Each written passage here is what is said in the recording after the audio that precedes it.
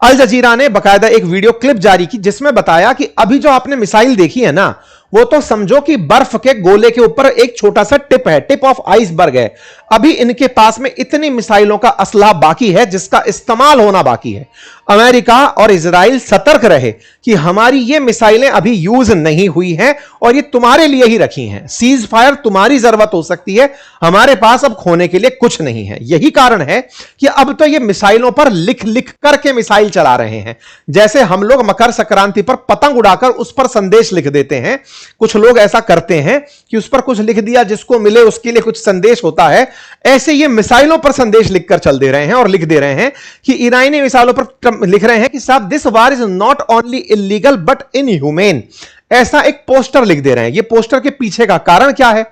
NATO का सहयोगी देश है स्पेन। जब अमेरिका ने स्पेन में अपने जहाज खड़ा करने की डिमांड की थी तब उन्होंने मना कर दिया था और उन्होंने साफ कहा था कि यह युद्ध का समय नहीं है, यह गलत समय है। आप मतलब स्पेन के प्रधानमंत्री ने यह वाली बात बोली थी कि आप ये जो हमला कर रहे हो यह गैर कानूनी है और गैर मानवीय है।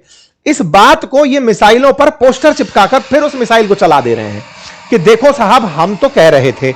ईरान वाले इस तरह से अब अमेरिका की मौकरी बना रहे हैं, F-35 लिख करके कि अब ये वाली मिसाइल जाएगी, F-35 मारेगी।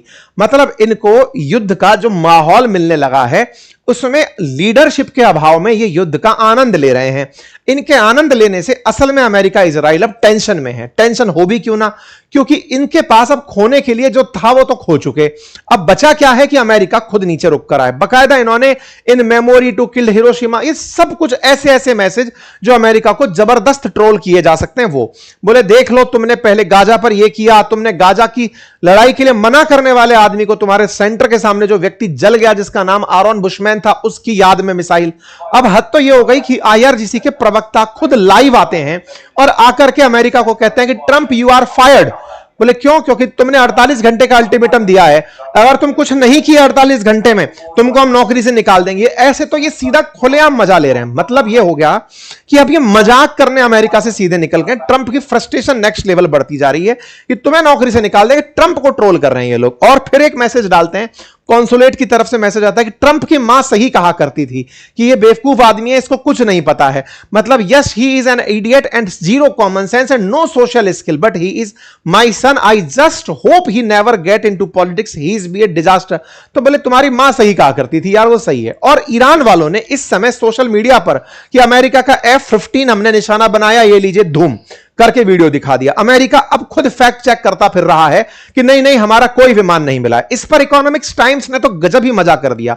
लिखा यह कि ट्रंप जो दुनिया में कहा करते थे कि भारत और पाकिस्तान के युद्ध हुए थे, 8 प्लेन गिर गए थे, आज खुद के 3 हफ्ता के अंदर 16 गिर गए। कब बैन कहने बाहर निकलोगे? ये इकोनॉमिक्स टाइम्स लिख रहा है। सोशल मीडिया पर इकोनॉमिक टाइम के इस पत्रकार की तारीफ हो रही है कि भाई इसको इनाम दो जिसने कम से कम यह बात लिखने का साहस तो किया कि कम से कम अमेरिका को आईना तो दिखाया कि हां भाई अब कब आओगे कहने के लिए भाई इतने लोगों की मैंने जान बचा ली, ये कर लिया वो कर लिया। कहां हो मिस्टर पीस प्रेसिडेंट? तो मिस्टर पीस प्रेसिडेंट इस समय बिल्कुल घिर चुके हैं। फ्रस्ट्रेशन में अपनी इज्जत बचाने के लिए भले ही वो ईरान पर कोई बड़ा हमला कर दें, लेकिन ईरान अपने निडर को दुनिया को डराने में यूज ले चुका है कि भैया सुनो अब हमें डर नहीं है, तुम क्या करोगे? गोला मारोगे मार दो, तुम हमको मारोगे मार दो। तुम 21 साल तक अफगानिस्तान में कुछ नहीं बिगाड़ पाए, तुम इराक में कुछ नहीं कर पाए, तुम हमारा कुछ करोगे नहीं, चला लो जो चलाना है। तो कुल मिलाकर के अब अमेरिका के लिए हालत जो है वो खराब हो रही है।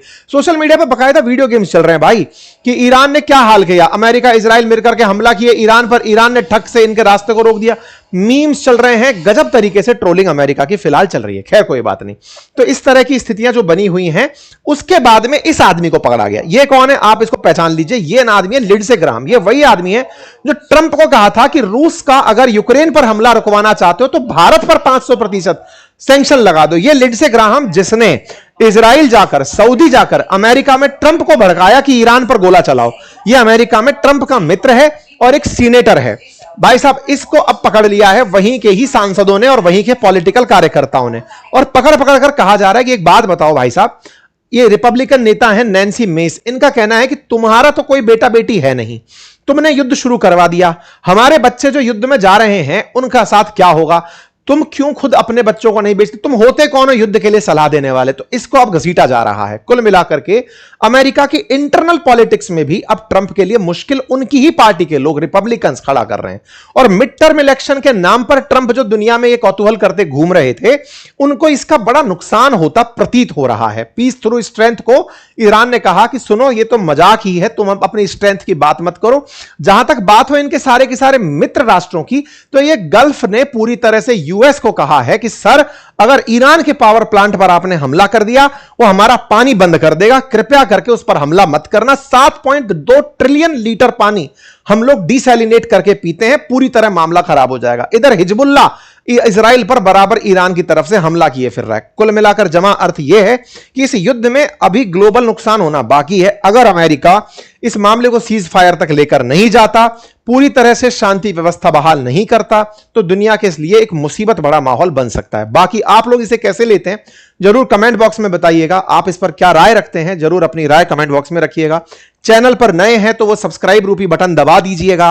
अगर आपने ऑलरेडी दबा रखा है तो वीडियो को लाइक कर लीजिएगा। अपनी राय कमेंट बॉक्स में लिखिएगा, साथियों से साझा करिएगा।